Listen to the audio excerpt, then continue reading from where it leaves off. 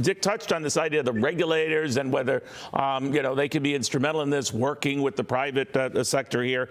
It's not quite that black and white, according to my next guest. In fact, he's very, very concerned that some of those regulators can overdo it and do more harm than good. Mike Lawler, the New York Republican congressman, sits on the House Foreign Affairs Committee, House Financial Services Committee. You talk about crucial committees these days. He joins us now. Congressman, good to see you.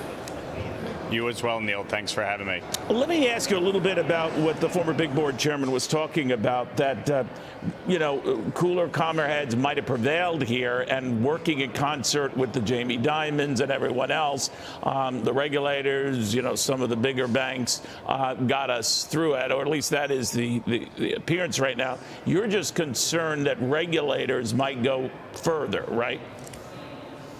Well, I think what is clear and what we're learning today in our hearing is, frankly, that the regulators had the tools and they were aware of some of the challenges, but frankly, it seems the Fed in particular did not act with the speed that they should have in advance of the collapse. And, they gave numerous notices specifically on the impact that the interest rates might have, but didn't seem to follow up on it. And I think that is obviously disconcerting when you look at what happened and the impact that the collapse of SVB had on, say, Signature Bank potentially. And so, I will be asking my questions a little later this afternoon of our panelists, and certainly we'll want to examine the impact of the SVB collapse on Signature Bank. But I agree. Look, the market is calming. I think cooler heads are certainly prevailing a bit, and what we need to get to is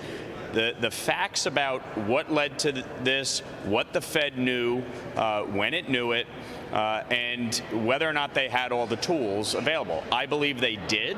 I don't think this is an issue of deregulation, as some of my colleagues on the left want to say, Elizabeth Warren and Maxine Waters. This was not an issue of that. They had the tools. They saw it happening. They didn't enforce it. That's the problem here. Well, you also wonder, too, whether, while they might have seen a lot of this happening, they were either, flat-footed enough to respond, or they didn't respond at all. I always remember back in the Bernie Madoff scandal, that Ponzi scheme of his wasn't being seen for years by the Securities and Exchange Commission, despite a number of people warning the SEC, hey, do you see what's going on here? We've seen variations of that with the last meltdown, Congressman, and then it's concerned that we don't need more cops, we just need better cops. What do you think of that? Well, look, I think at the end of the day, we need to make sure that the regulators are doing their job. And I think, the San Francisco Fed here failed in its duties based on the regulations that were on the books, and failed to follow up on the notices that were being sent to Silicon Valley Bank.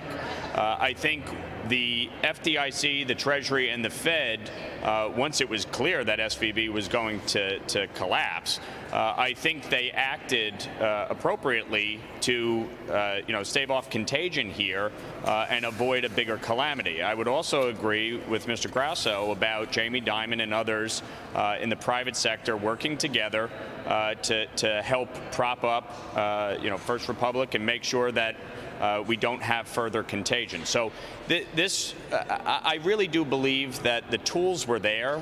It was a failure on the part of the regulatory agencies to act quicker.